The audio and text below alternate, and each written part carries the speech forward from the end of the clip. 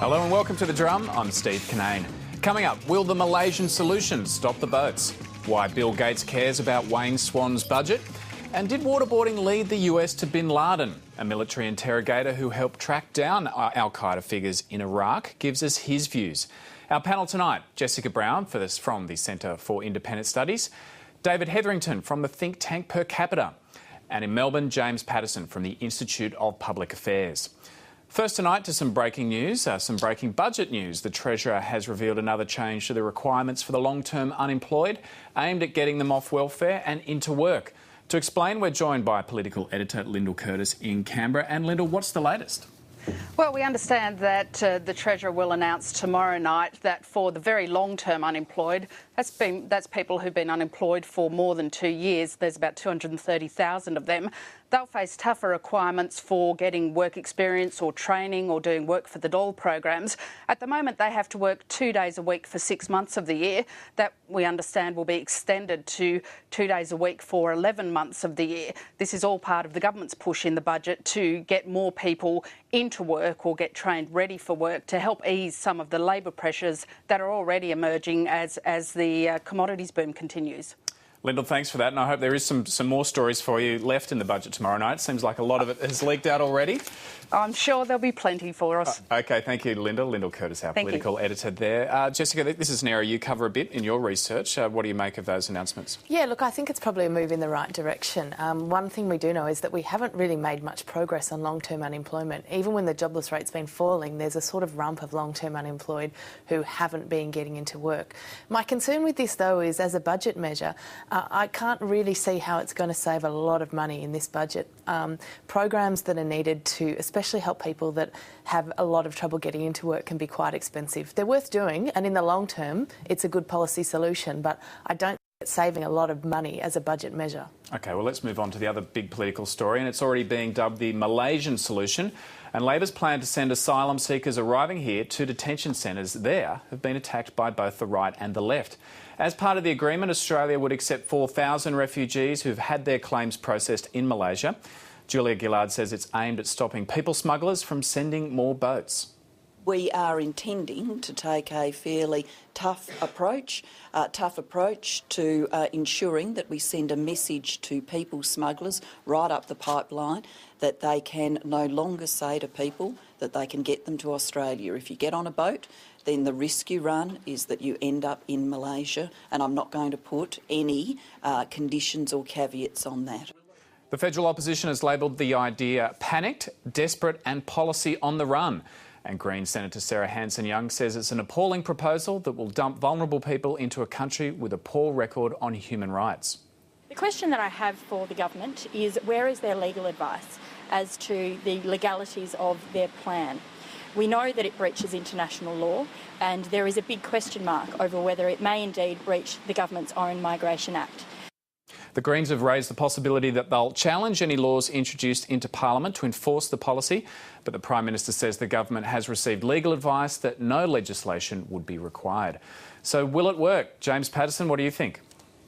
Well, that's a very good question, Steve. I think people are probably pretty rightly sceptical, given this government's record in this area, that it will work. And I have to say it's a pretty elaborate and extreme kind of plan. And I think perhaps the reason that they've gone for such an elaborate and odd sort of plan is because they're desperate to be seen to be doing something tough, but not something that's the same as John Howard's policy, because they know the political damage that would do to them if they adopted that. So it is an open question whether this will work, but it certainly is a bizarre construction of a scheme. And look, I don't have any great confidence in it myself. David, could it stop asylum seekers getting on boats and coming to Australia?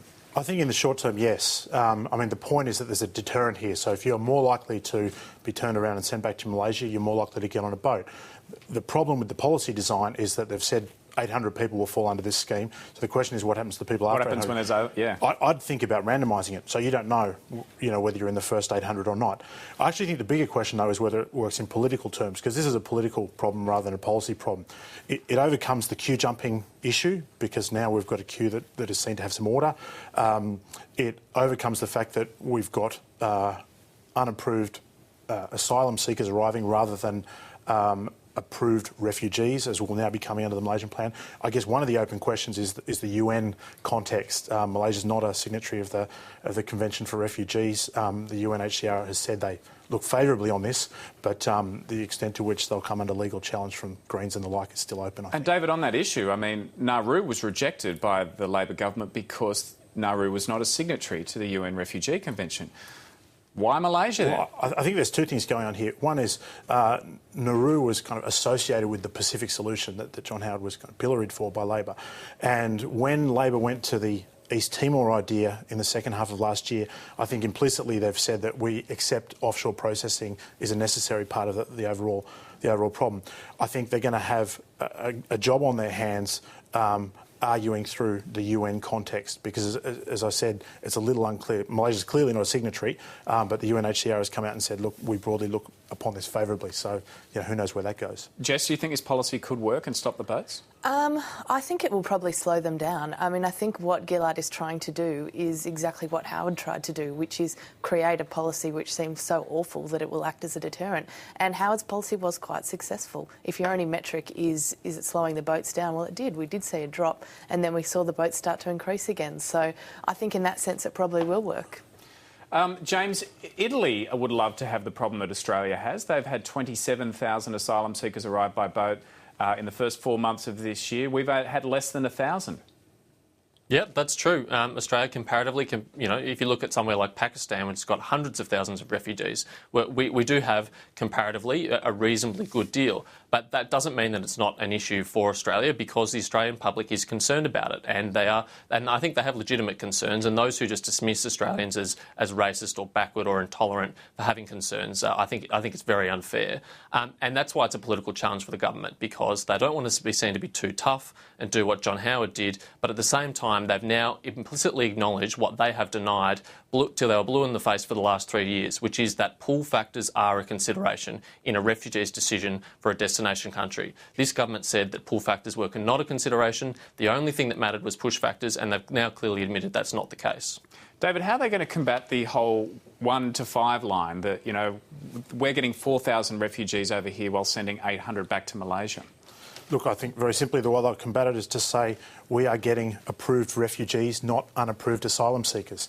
These are people who've been through a legal process, who've been recognised as fleeing from persecution, and Australia has kind of moral and legal obligations to accept those people. I suspect that'll be the argument there. Jessica, what do you think about the cost of all of this? $300 million for this part of the solution? And David made the point before, well, what happens after you go after the 800? That could blow out even more, couldn't it? Oh, it definitely could, but I think the cost is probably the last thing on Gillard's mind at this point in time. I mean, the Pacific solution was hugely expensive. Running detention centres in Australia is hugely expensive.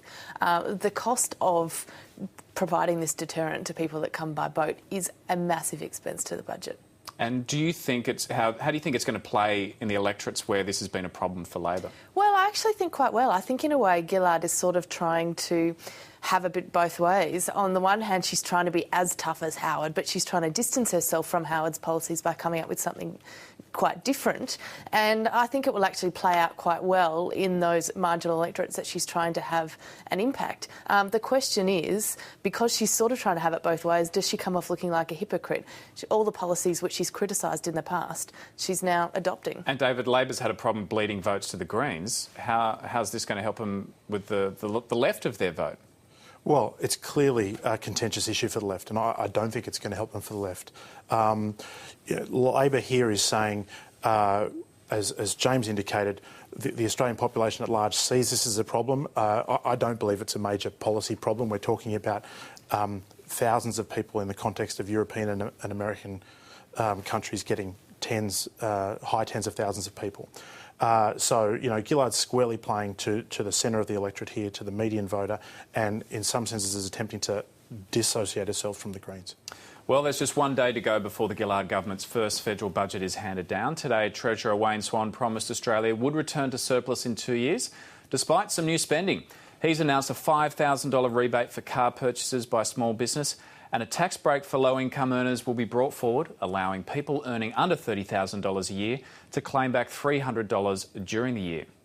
This is a modest amount of money, but every dollar counts, particularly when you're facing cost of living pressures. So it's good that we've been able to put this in the budget to assist those people that are doing it tough. Shadow Treasurer Joe Hockey says Labor's budget will lead to more pressure on the economy. This is a government that doesn't know what it wants to do in tomorrow night's budget, having spent around $4 billion extra in just 8 days. They've lost control of their own budget. They've lost control of expenditure. This is going to put upward pressure on interest rates. David, Joe Hockey saying there the government's confused about their message. They don't know whether they want to spend or they want to save. I think Joe Hockey's confused about his message. He wants to have his cake and eat it too. I mean, clearly the government has said they are heading back to budget balance. And, the coalition has argued for years now that Labor spent too much during the GFC, that we got into too much debt. So I don't think he can at the same time say we spent too much during the GFC and measures that take the budget back towards surplus are irresponsible. I mean, it must be the fact that Labor is going to save more than it spends in new money in this budget. We're going from a projected $50 billion deficit this year, and the budget's forecast to have about a $20 billion deficit. So by definition, we're moving in the direction that Hockey wants us to. So his complaints are a bit misguided there. James Paterson, there's got to be some cuts somewhere, particularly if they want to bring that $50 billion down to a surplus. Yeah, particularly, and that's just the paper surplus. I think some of you might remember what Wayne Swan talked about when he was in opposition, which was the concept of a structural deficit. Now, the structural deficit is what you call a deficit when you don't have a deficit. So Wayne Swan criticised Peter Costello for spending too much, and although he was delivering services, they wouldn't really be surpluses if the economy returned to normal. Now, the Australian economy at the moment is booming. We have the best terms of trade that we've had since 1870, according to the Reserve Bank. So if Wayne Swan is delivering budget deficits in this environment, I'd hate to see what his structural deficit would be. Jessica, sorry, David, you want to respond there? I just want to, the huge elephant in that room is the global financial crisis. And the point of a structural surplus deficit cycle is that when you get something like 2008-9, you go into debt to make sure the economy doesn't collapse in a hole. That's what they did. And as the economy's come back, they're now seeking to pay down that debt and get the economy back to surplus. So, you've got to include the GFC in that context if you're going to make the structural argument. That's definitely true, David, except for a few facts, which is that we're no longer in the GFC. Unemployment in Australia is below 5%. Terms of trade are at record highs. We are no longer in a GFC environment, and yet this year and possibly next year, the government will still be in deficit. So when will we actually return to surplus, particularly in structural terms? I think Jessica, I'd like your comments on this because it is a real problem, the structural deficit. Yeah. I mean, some people argue we couldn't afford that last round of tax cuts because it's blowing the structural deficit out. Yeah, it is a big problem, and I tend to come down with James on this one. I really think that if this is where we are, as exactly as James said, if this is where we are when everything's going so well, what's going to happen? We don't actually know what's going to happen in the global economy in the next few years. If China's growth slows, if there's another kind of problem coming out of the US, we could go straight back into it. And these deficits seem small, but they have an ability to blow out. I mean, Wayne Swan keeps threatening to give us a tough budget. Well, I'm waiting to see one. I'd like that. David? Look, I think, you're going to see a tough budget this year and next. I mean, they've staked their entire political credibility on getting the budget back into balance by 2012-13. And they're $50 billion away from that today. So you've got to find $50 billion of additional